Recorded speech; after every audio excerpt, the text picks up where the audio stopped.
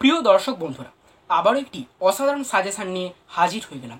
আজকের সাজেশনটির টপিক হচ্ছে ক্লাস 11-এর ভূগোলের প্রশ্ন বিভাগ গ থেকে মোট 5টি 7 নম্বরের প্রশ্ন আসে।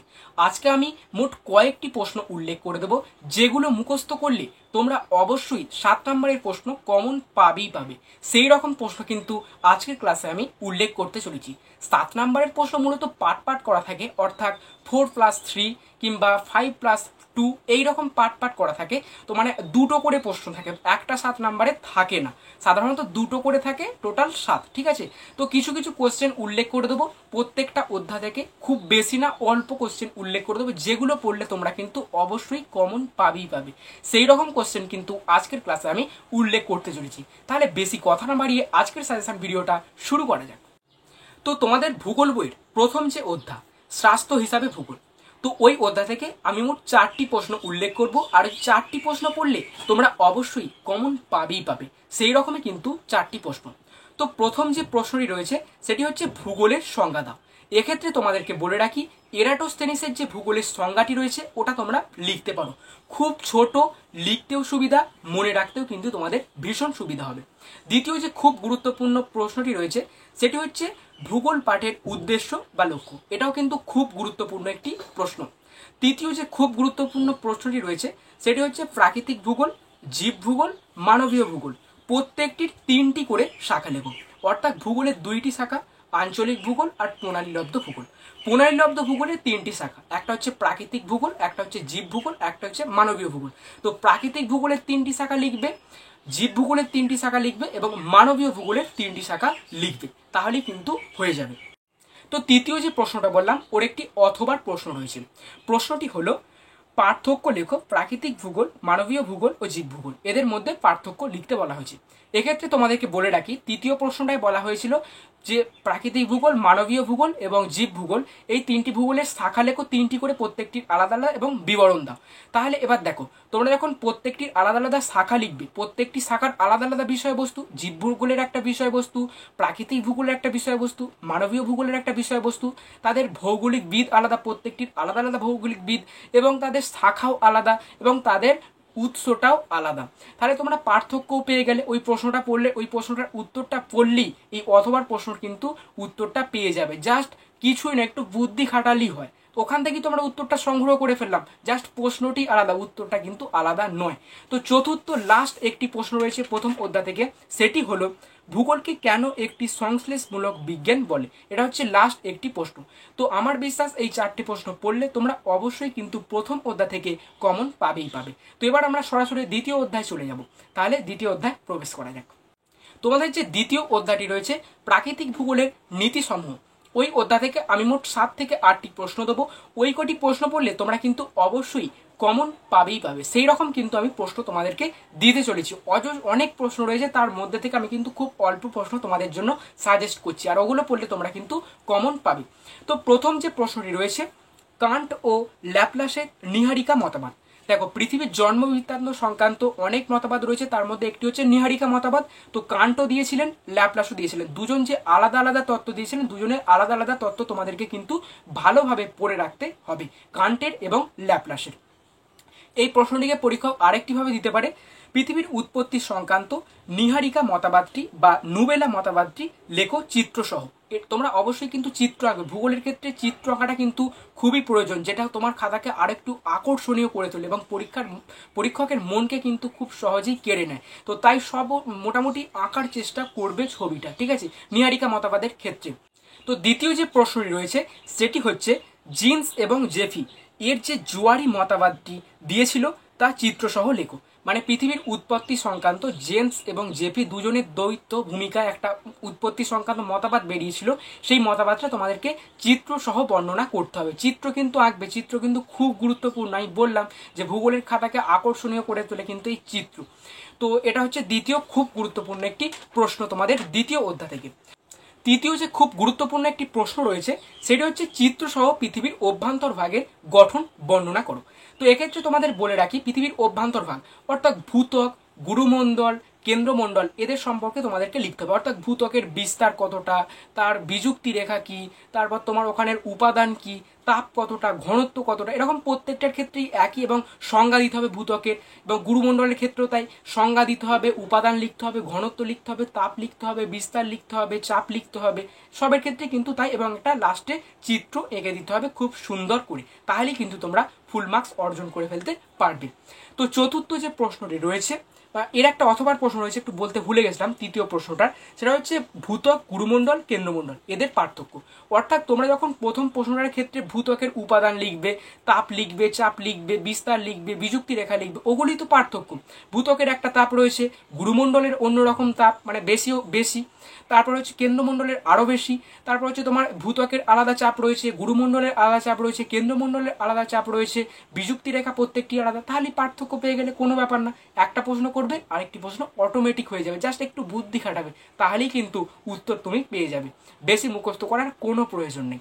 চতুর্থ যে খুব গুরুত্বপূর্ণ প্রশ্নটি রয়েছে, এইডি ও প্যাটের সমস্থিতি মতবাদটি লেখো।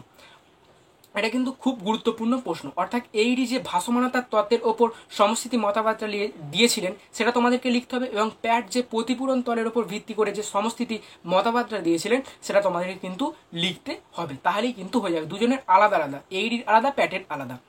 পঞ্চম যে প্রশ্নটি রয়েছে বা আরেকটা অথবার প্রশ্ন রয়েছে চতুর্থর, সেটা হচ্ছে এইডি ও প্যাটের সমস্থিতি মতবাদের তুলনা করো। অর্থাৎ তোমরা তুলনা করতে পারবে, এর ক্ষেত্রে তোমার ঘনত্ব, চাপের ওপর বিভিন্ন ব্যাপার আছে যে পার্থক্যগুলো, তারপর তোমার তাদের দুজনের তত্ত্ব আলাদা, দুজনের তত্ত্ব দুরকম তত্ত্বের উপর ভিত্তি করে গড়ে উঠেছে, এগুলি তো পার্থক্য আর কি, তাহলেই তোমরা কিন্তু পেয়ে যাবে, জাস্ট ওই প্রশ্নটা পড়ো তাহলেই কিন্তু পার্থক্য হয়ে যাবে, কোনো সমস্যা হবে না। চতুর্থ যে প্রশ্নটি রয়েছে সেটি হচ্ছে, এই পঞ্চম যে প্রশ্নটি রয়েছে সেটা হচ্ছে ওয়েগনারের মহী সঞ্চারণ তত্ত্বের সপক্ষে যুক্তি দিতে হবে। ওয়েগনার যে মহী সঞ্চারণ মানে মহাদেশের সঞ্চারণ সংক্রান্ত তত্ত্বের যে যুক্তিগুলো দিয়েছিল সেগুলো তোমাদেরকে কিন্তু খুব যত্ন সহকারে মুখস্থ করতে হবে, সপক্ষে যে যুক্তিগুলো দিয়েছিল সেগুলো তোমাদেরকে মুখস্থ করতে হবে। এক্ষেত্রে বলে রাখি, প্যানজিয়া প্যান্থালাসের যে প্রসঙ্গটা রয়েছে ওখানে ছোট করে টিকা আকারে মনে রাখবে, ঠিক আছে, ওটা অনেক সময় টিকাও আসে। তো 6 নাম্বার যে খুব গুরুত্বপূর্ণ প্রশ্নটি রয়েছে, তিনটি পাত সীমানার মধ্যে পার্থক্য লেখো। অর্থাৎ অভিসারী, প্রতিসারী, নিরপেক্ষ, এই যে তিনটি পাত সীমানা রয়েছে এদের মধ্যে পার্থক্য লিখলেই কিন্তু ওই যে ভূগাঠনিক বৈশিষ্ট্যগুলো তোমরা পেয়ে যাবে, মানে প্রত্যেকটা পাতের সংঘর্ষের ফলে কি কি ভূগাঠনিক মানে ভূমিরূপ সৃষ্টি হয় ওগুলো পেয়ে যাবে, এগুলি পার্থক্য এবং ভূমিরূপের বৈশিষ্ট্যরা পেয়ে যাবে, এবং প্রত্যেকটি পাতের যে সংজ্ঞা সেগুলো তোমরা পার্থক্যতে লিখবে, ভূগাঠনিক বৈশিষ্ট্যও লিখবে, তাহলে পেয়ে গেলে। ওখান থেকে কিন্তু অনেক সময় সংজ্ঞাও আসে যে অমুক পাত্রার সংজ্ঞা, অর্থাৎ ধরো অভিসারী পাতের সংজ্ঞা লেখো, প্রতিসারী পাতের সংজ্ঞা লেখো, তোমরা পার্থক্যতেই পেয়ে যাবে, ঠিক আছে। অনেক সময় আসে যে অভিসারী পাতের সংঘর্ষের ফলে যে কিরকম ভূমিরূপ সৃষ্টি হয়, তোমরা পার্থক্যতে লিখবে, জাস্ট একটু বিস্তারিত লিখতে হবে, পার্থক্যতে অল্প লিখবে, এখানে বিস্তারিত, তোমরা তো আগের ক্লাসেও পড়ে এসেছো এই সম্বন্ধে, এবং এখানে একটু দেখে নেবে তাহলেই হয়ে যাবে, কোনো সমস্যা হবে না। ষষ্ঠ যে খুব গুরুত্বপূর্ণ একটি প্রশ্ন রয়েছে সেটা হচ্ছে বৃত্তচাপীয় দীপমালার সংজ্ঞা, বৈশিষ্ট্য এবং কিভাবে উদাহরণটা লিখতে হবে, সংজ্ঞা, বৈশিষ্ট্য, উদাহরণ, এই তিনটি জিনিস কিন্তু লিখতে হবে বৃত্তচাপীয় দীপমালার ক্ষেত্রে।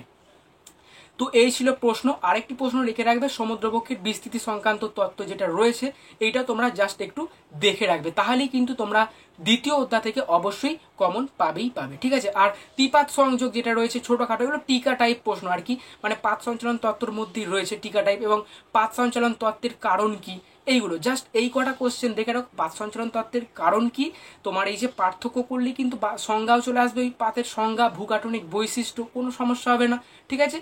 তো এইগুলো দেখো, অবশ্যই তোমরা কিন্তু কমন পাবে। তো এবার আমরা সরাসরি পরবর্তী অধ্যায় প্রবেশ করব। তোমাদেরকে 5 নাম্বার অধ্যায় থেকে আমি কিন্তু খুব অল্প প্রশ্নই দেবো, বেশি প্রশ্ন দেবো না, অর্থাৎ জীবমণ্ডল যে অধ্যায়টি রয়েছে। তো প্রথম যে খুব গুরুত্বপূর্ণ প্রশ্নটি রয়েছে সেটা হচ্ছে বাস্তুবিদ্যা বা ইকোলজি, এর সঙ্গে বাস্তুতন্ত্র বা ইকোসিস্টেমের পার্থক্য, এটা কিন্তু খুব গুরুত্বপূর্ণ একটি প্রশ্ন। দ্বিতীয় যে খুব গুরুত্বপূর্ণ প্রশ্ন রয়েছে, মাত্র এইখানে আমি 3-4টি প্রশ্ন বলবো, এগুলো 2 নাম্বার বা 1 নাম্বার করে কিন্তু আসে, খুব ইম্পর্টেন্ট 2-3টি প্রশ্ন বলবো, তোমরা জাস্ট দেখে রাখবে।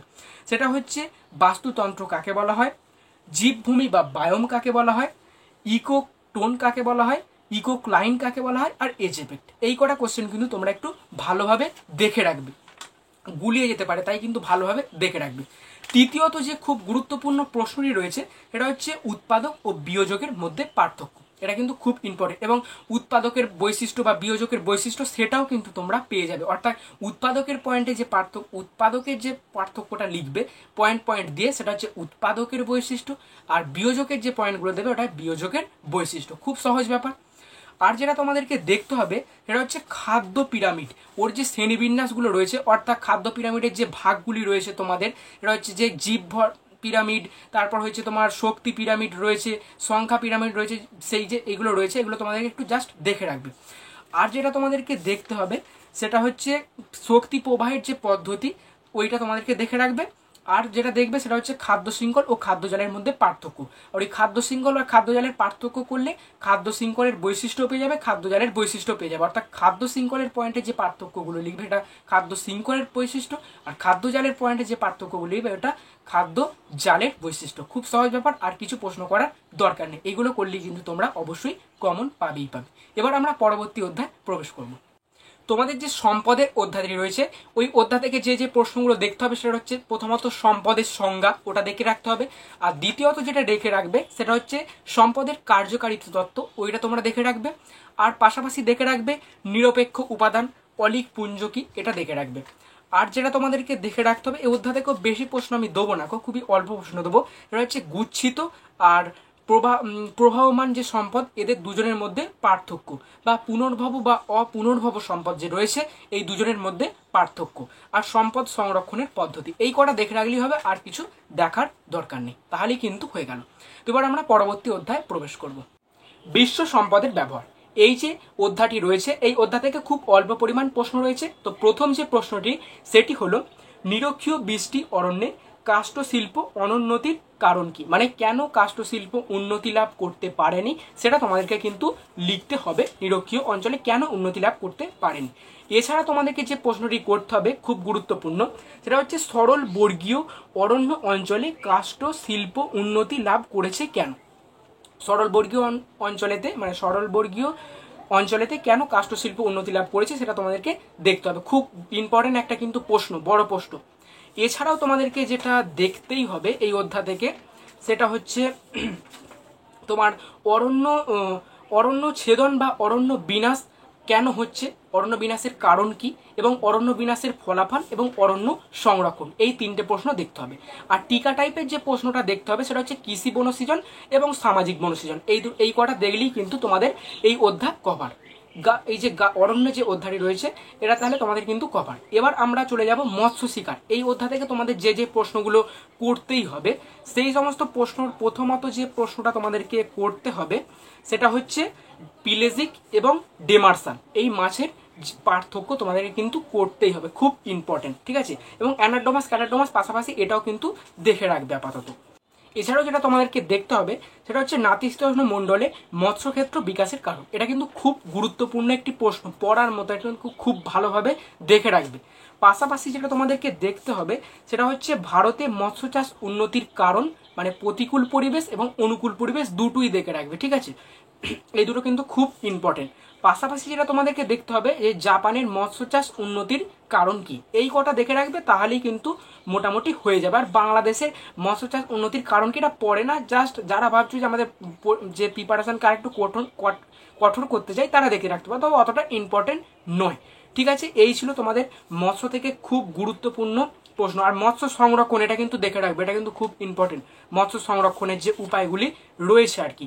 তো এই ছিল এই অধ্যায় থেকে কিছু কোশ্চেন, আর কিছু কোশ্চেন দেখার প্রয়োজন নেই, ঠিক আছে। এবার আমরা পরবর্তী অধ্যায় প্রবেশ করব।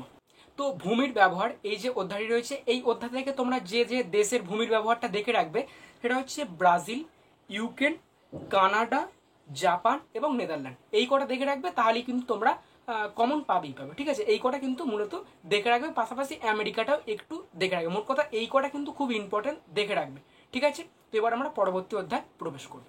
তোমাদের যে জলসম্পদ অধ্যায়টি রয়েছে এই অধ্যায়টির মধ্যে থেকে যে যে প্রশ্নগুলি করতে হবে এবার আমি বলবো। খুব অল্প প্রশ্নই রয়েছে, খুব বেশি প্রশ্ন নেই। তো প্রথম যে প্রশ্নটি রয়েছে সেটি হচ্ছে অতিরিক্ত জলসেচের সুফল ও কুফল অথবা প্রভাবও আসতে পারে। দুটো প্রশ্নের উত্তর এক, জাস্ট প্রশ্নটাই আলাদা। দ্বিতীয় যে খুব গুরুত্বপূর্ণ প্রশ্নটি রয়েছে সেটি হলো ভারতের কৃষিতে জলসেচের প্রয়োজনীয়তা। তৃতীয়ত যে খুব গুরুত্বপূর্ণ প্রশ্নটি রয়েছে সেটি হলো ভারতের কৃষিতে খাল দ্বারা জলসেচের প্রভাব। চতুর্থ যে প্রশ্নটি রয়েছে সেটি হচ্ছে জলসেচের দ্বারা, এই জলধারার দ্বারা জলসেচের সুবিধা ও অসুবিধা। আরেকটি যেটা খুব গুরুত্বপূর্ণ প্রশ্নটি রয়েছে সেটি হচ্ছে কূপ ও নলকূপের সাহায্যে জলসেচের সুবিধা ও অসুবিধা। আরেকটি যেটা খুব গুরুত্বপূর্ণ প্রশ্ন রয়েছে নিত্যবহ খালের সঙ্গে প্লাবন খালের পার্থক্য।